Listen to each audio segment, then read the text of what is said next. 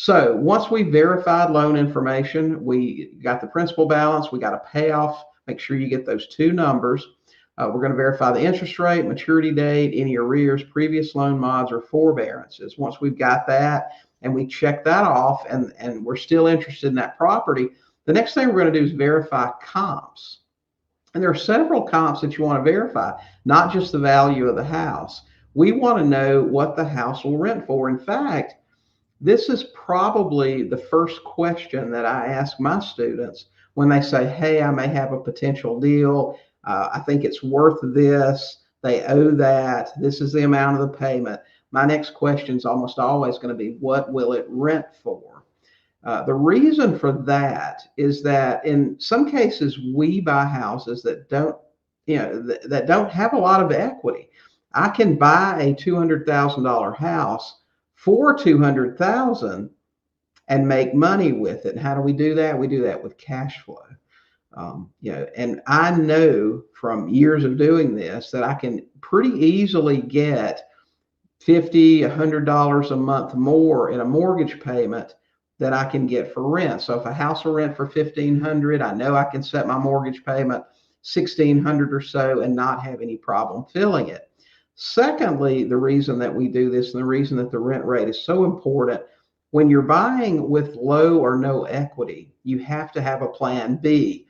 What happens if the market tanks? What happens if this $200,000 house is only worth $150,000 next year? And my buyer that's in my house decides to hand me the keys and walk away. Well, if the house is only worth $150,000, I can't really sell it for $200,000 again.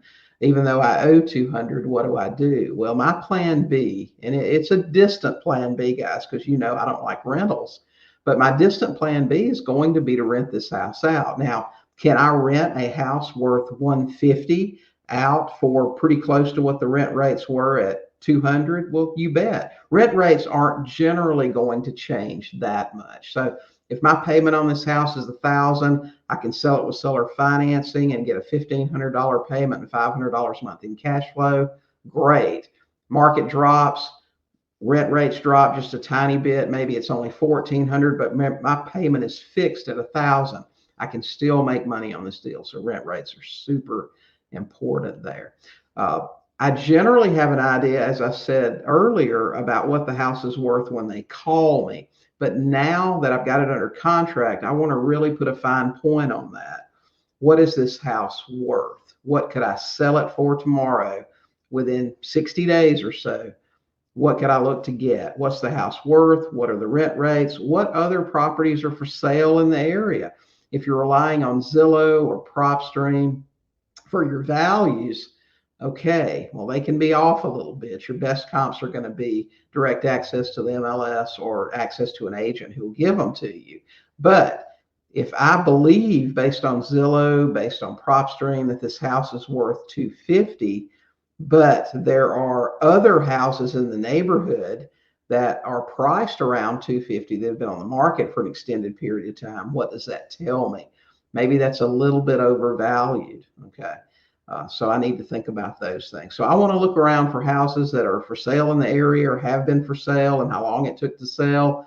What will the house rent for? What is the value of the house? Hey guys, thanks for watching. While you're here, don't forget to hit the subscribe button and check out these other great videos and podcast episodes.